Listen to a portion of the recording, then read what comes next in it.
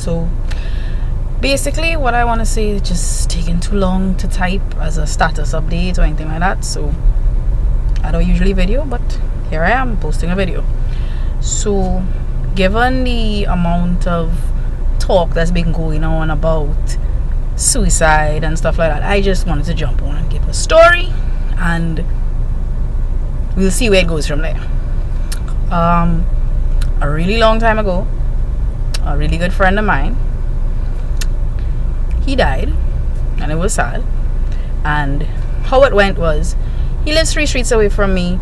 We don't really talk. We see each other when we're traveling home after school, things like that.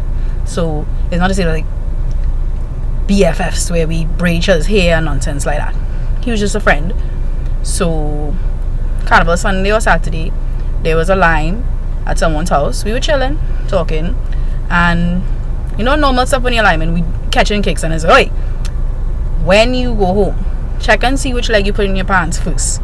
If you put your left leg for the rest of the week, put your right leg first, and I swear it'll trip you off. So we're laughing and catching kicks. Ash Wednesday comes around, and I'm going to the beach. There's an ambulance passing. It's like, what happened? It's like, homeboy drank. We decide. It's like, what? Nah, he'll be fine. We'll be cool. He'll be damaged, but he'll be good. No such luck. Homeboy passed away, and I was devastated. It was like, oh my god.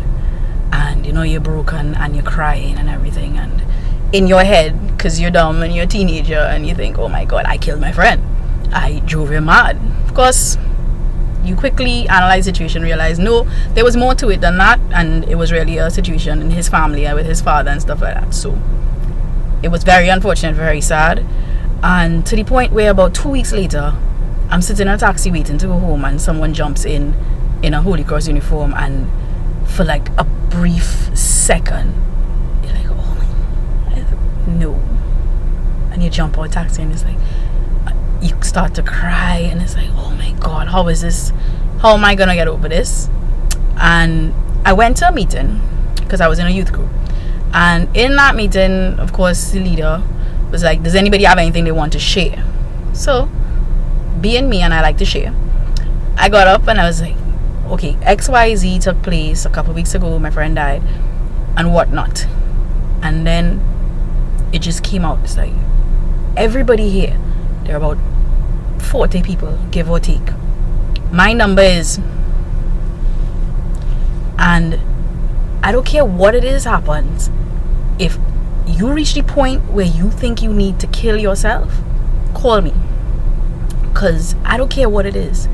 If it's a boyfriend, if it's a girlfriend, if you're gay and you want to come out but you don't know how, people bullying you, I don't care what your problem is, call me.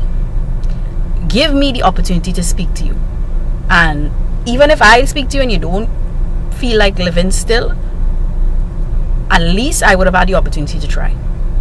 And I don't care what anybody says, because at the end of the day, if you're dead and you're gone, there's nothing, there's no coming back from that. But once you're alive, whether you're going through something, where you're in pain and whatnot, there is an opportunity. It might be a big opportunity, it might be a lot of hope, but there is hope for something to happen. And whatever it is you're going through, I will help you however I can. Just call me. Even if I have to give you the strength just to endure the situation, call me. You and I don't talk, we don't have to be best buddies or anything like that. Call me. So everybody's like, oh, they're so sorry, and everybody, it's like, yeah, we promise we'll call anybody have any problems, just call, and blah blah blah. A year later, everybody's all normal, everybody's happy, and everybody's back to normal. And we had like a renewal, what do you call these things, a reunion. And as usual, everybody's sharing, everybody's, oh, how are you, good, yeah, great. And when we were sitting down, the team leader was like, hey, does anybody have anything they want to share? A girl stands up and she's like, hi everybody. It's like, hey, how you going? I'm good. I just want to publicly thank Catherine Ann for saving my life. And of course, I'm like, hey, I have no idea what you're talking about. So she went into explaining that about 6 months prior, she was going through something. She was going through a lot of stuff, and she was contemplating killing herself, to the point where she actually had the stuff ready to go, pills and everything, and she was crying. And then she heard my voice in her head, and it said, I don't care what it is you're going through, if you have a problem, call me. And she picks up her phone, which is dead because they cut it, and she had an imaginary conversation with me, and she just kept hearing my voice saying, whatever it is, it doesn't matter, we will deal with it, I don't care, we will deal with it. And what I said, it touched her somewhere, and she survived the situation to the point where she was awesome. 6 months later, she was doing great. And so I mean, it's not kudos to me for what I did, because I essentially did nothing. But she lived, and she was doing well. And then I'm thinking back to this situation now that happened with this young man who called Lifeline and no one answered, and now people are all like, oh, Lifeline is only sick, they only on during the day, and retete and all that nonsense. And my thing is, people, and they're saying people need to volunteer. For me personally, I don't have the time to go to Lifeline and sit down and volunteer, right? So I was having another conversation with my husband, and we were saying, if people on their own personal level did something or took care of their immediate, the world would be such a better place. So this is me taking care of my immediate, in that, if you know me on Facebook, if you're my friend, if we don't talk regularly, hell, if you're a customer of mine, you have my number saved in your phone, I am your personal lifeline. If you reach the point where you think that you can't go anymore, this is it, you are done, call me. I don't care what time of day it is, I don't care what time of night it is, because the point is that you're gonna use this if it's really bad. And if it's really bad, then I won't mind. We don't have to talk every day, we don't have to chill, we don't have to be friends.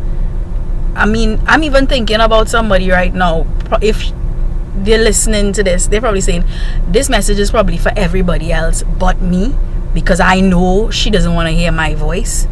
But trust me, even down to that person could call me at that point in time and tell me, yo, things are real bad, and I would take that call, because I know if I see that number coming up, it can't be nothing just rude, not normal, it's not run of the mill, not every day.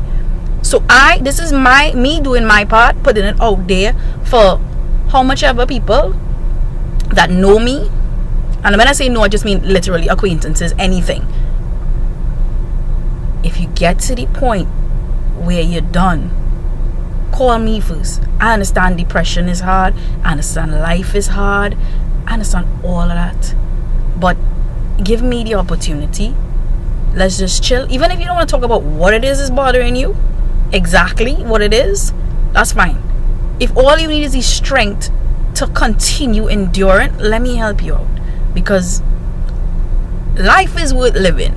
I know it's corny, it's really corny, but it is worth living, and it's just to get through it. That's what we need to do, get through it. So if everybody puts it out there that they are the lifeline for somebody, some group of people, some small group of people, then I think we'll make it. So from me to you, call me if you need me.